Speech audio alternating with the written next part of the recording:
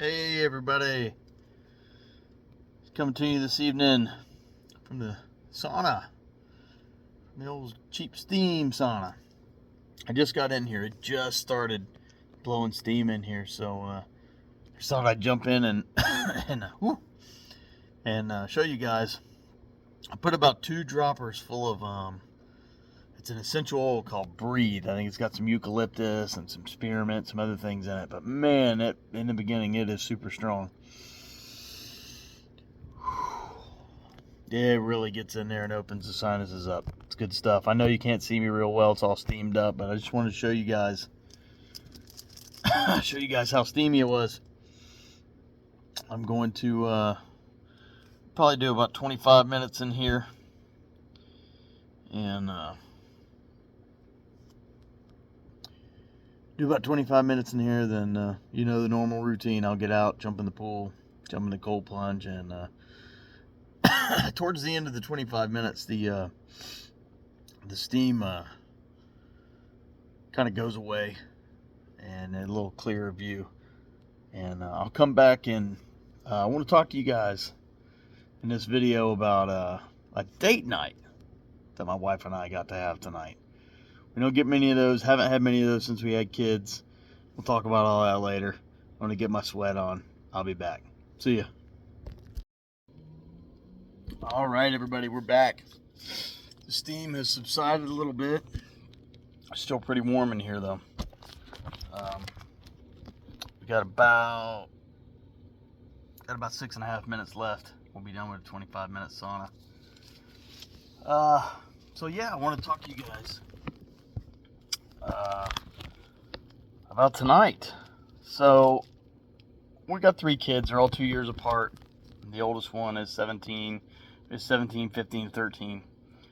And when our kids were really young, starting with our first one, we never bothered to have date nights. Now, there's a lot of people out there that are going to tell you got to have your date night no matter what. I know a lot of people to this day that every Friday night, come heck or high water, they're going on a date with their spouse. And that's great, man. I'm glad you can do it. That's awesome. I'm glad you figured out a way. We could have figured out a way. We got family in town.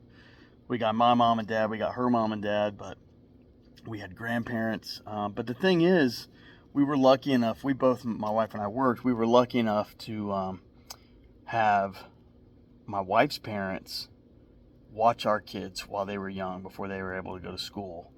And then when my grandparents were still alive, they would help out a little bit. Like every Wednesday, they would have the kids.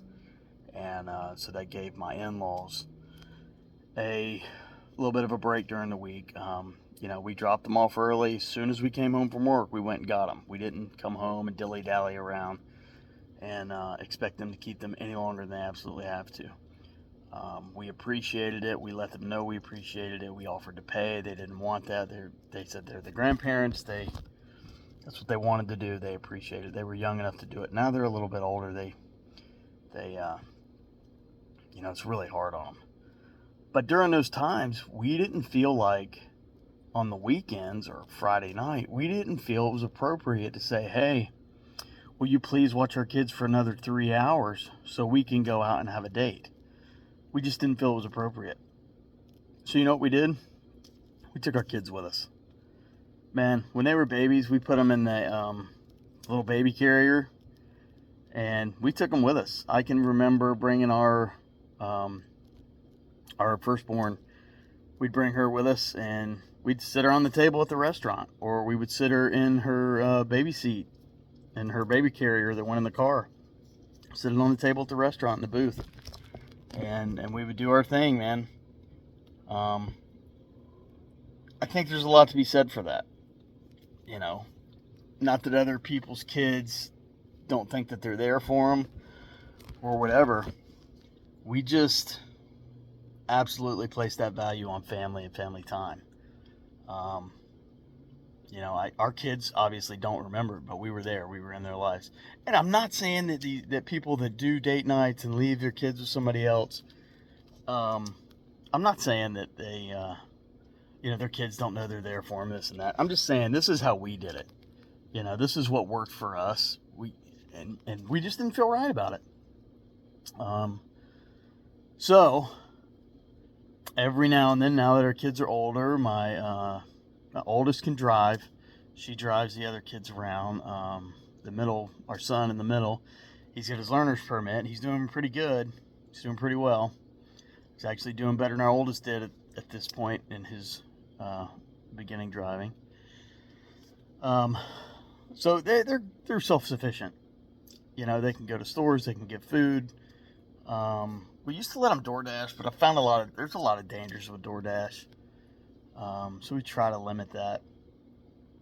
So tonight they decided they all were gonna go over to their cousin's house, which was cool. And my wife and I had said, well, you know what? But even before they decided to go to their cousin's house, we said we're going on a date, because we always say we're going to do it, and we never do. Something always comes up, or we're tired, or we just end up, oh, we don't feel like driving up there. We don't feel like driving there. Tonight we said we're doing it. So we had a big family meeting today. We've had some infighting with the kids, and you know, it's not been great for their mental health. So we sat down and we like to call them come to Jesus meetings. So we sat down and it was really cool. My wife started it, and it was, you know, my wife and I have been together for so long, and we know each other so well. This was not scripted. This was not planned. We just came in. I sat down in my chair in the living room, and my wife came in there and she called the kids in, and she just started, and I knew where she was going, and I was with her 100%. It needed to be done. So she started out, and she had all the kids tell everybody one by one 5 things that they didn't like about them. And I thought, man, this is weird. And so they did that. But what this did is it allowed them to kind of clear the air and be heard, because, you know, a lot of times they're claiming that they're not heard, and we don't listen to them, and we interrupt them. And in our family, there's a lot of interruptions. My son is the worst. I'm probably the second worst, and then comes my wife and the rest of the kids. But so anyways, everybody had a chance to be heard. And then we talked the issues out, and my wife and I tried to make them realize, you know, where they were at with the things they were doing, you know, where they were being selfish, and where they were being thin-skinned. You know, I like to tell them, hey, when you guys are thin-skinned like that, you're being snowflakes. Let's not be snowflakes. Let's be thick-skinned. We all joke around. It's tough in our household, man. We joke with each other hard, but it's fun. And I think it prepares you for life, you know, because when you get out in life, it ain't easy, man. It ain't a bowl of cherries. No, not everybody treats you like your mama and daddy. Not everybody's your best friend. Not everybody loves you and supports you, even if you're doing wrong. We try not to do that. If you're doing wrong, we tell you here. We kind of make fun of you. We call you out on it. But I think it's healthy. We don't overdo it. And that's where the kids were kind of having a problem. They were overdoing it. And then they got into being mean. And then when my wife and I would say something to them, they go, oh, we're just kidding. And they would use that excuse. And that's not flying anymore. It got too out of control. So anyways, we ended up talking all the issues through. And then my wife had everybody go around and tell them 2 things that they loved about the person. And I got to tell you what, I got a little emotional, because I don't hear from my kids very often what they appreciate about me. And I really appreciated what they had to say about me. And, you know, I always want to think I'm the man, you know, I'm the big guy, the tough guy, and all this stuff. And I want to think, well, they think I'm the ultimate. That's 25 minutes, but we'll go a little longer. I'm the ultimate protector.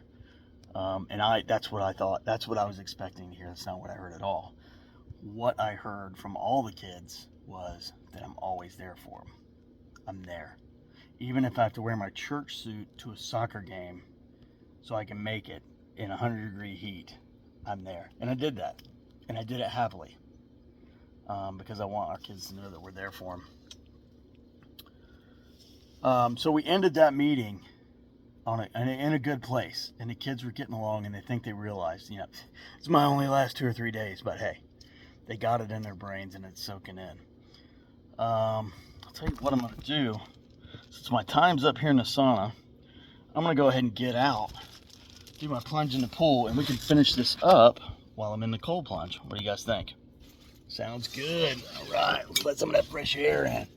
I tell you, I can still smell some of that Breathe essential oil, man. It is good stuff. It really opens you up. And I've started using it. I have to use a CPAP, so I started using it. I bought this little kit, and it's got a little stand right outside where it pulls the air into your CPAP, and it's got this little felt or cardboard thing that you put the oil on. And then, oops, sorry. There you are. Much better, much better.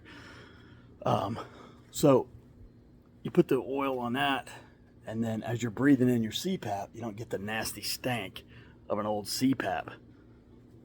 Man, look at it. Let me turn you guys around. Look at that steam coming out of that bad boy. Yes, sir. Yeah, it's good stuff, man. So let me reach in here and turn off this light. What the light's on out here, it's killing me. Oh, there, much better, much better. All right. So yeah, that's good oil stuff. Let me turn this off. Okay. All right, I'm gonna set this camera up and then we'll get back with you. All right, got you guys in a new tripod. We'll see how this works. All right.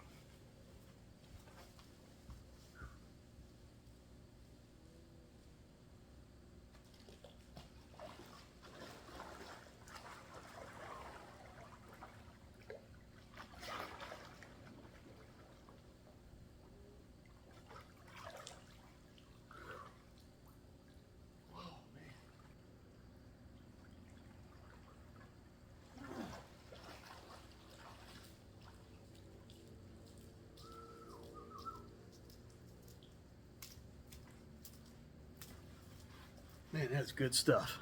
That is good stuff. All right. Let's get the camera on the old plunge here. Maybe down, guys, a little bit there. All right.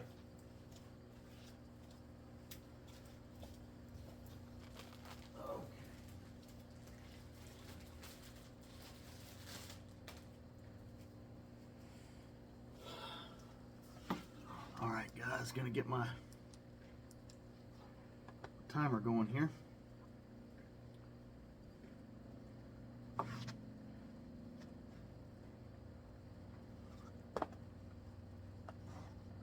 we go. Let's set it for, let's do 6 minutes at 49 degrees tonight. Okay. So I was waiting for this tripod to come in to do my video on the cold plunge here, the maintenance and changing the water out and the filter and all that stuff. So, better start the timer. Okay. So, anyways, we got the kids settled, and they took off to their cousin's house. So, my wife and I, we still wanted to go on our date. We had a place in mind. It's a place up the road a little bit called the Garlic. About a 30-minute ride from us. And we started looking at the menu. Man, the cheapest thing on the menu was $25. And I'll be honest, the menu just didn't look as good as it used to be. So I told my wife, I said, here, look at the menu, see what you think. If you want to go, we'll go. And she's like, I don't know, it's a little high. So we started hem-hawing around, and it was starting to look like one of those times where we're just like, well, we'll just go to Publix and grab something for dinner. It'd be good. And my wife said, you know what, why don't we just get in the truck, we'll head up US 1, and we'll see what we can see. We'll find something. I said, you know what, that's perfect. That's great. So we jumped in the truck. We started heading up US 1, and I started thinking about a place up there. It was a pizza place that Diners, Drive-Ins, and Dives that Guy Fieri had been at. And so I had my wife look it up, and we went there. And doggone if it wasn't good.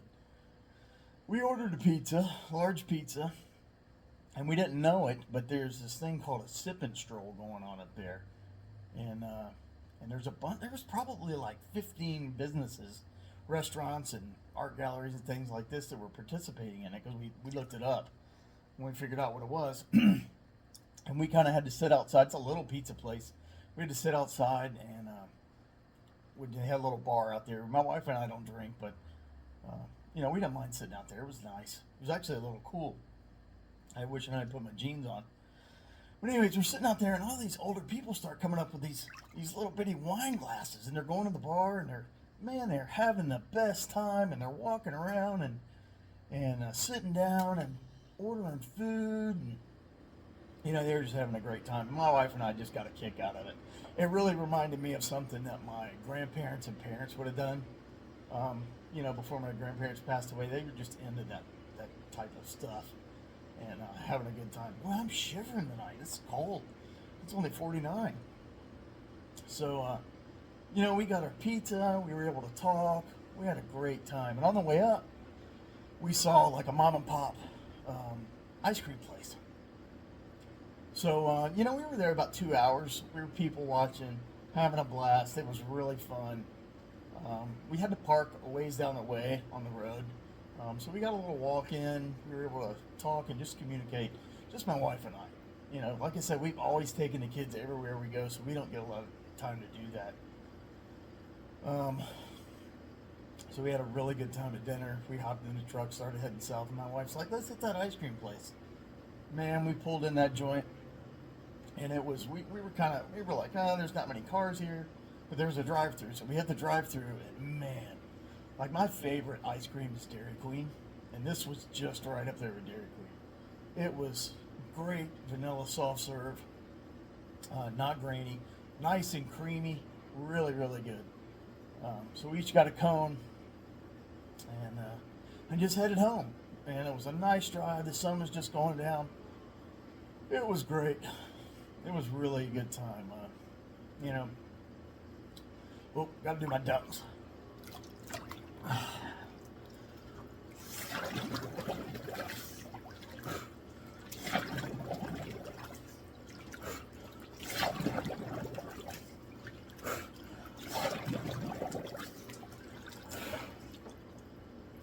So we got home, kids got themselves some food. I ended up having to go to Target and get a few things, and my son wanted to drive, so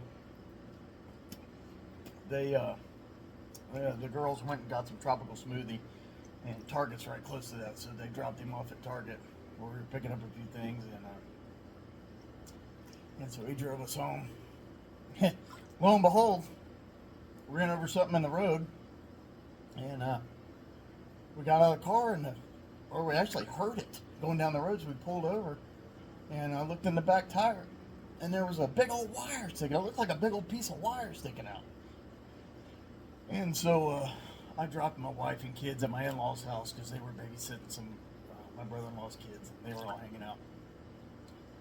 And I gotta go to church in the morning, so I gotta have my ride. So I brought the truck on home, pulled it out. Turns out it ran over an Allen wrench. A little Allen wrench sticking in there. So I pulled it out and had one plug left.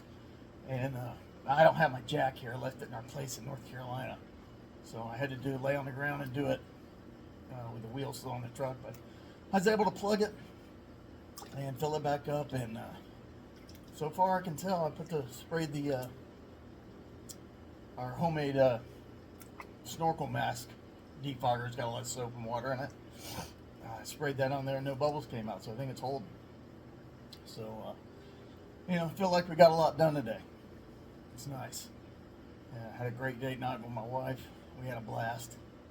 And that's just kind of how we do it. It may not be for everybody, but, that's our experience. Hey guys, I forgot to tell you. This is pretty awesome. My oldest daughter is getting into baking.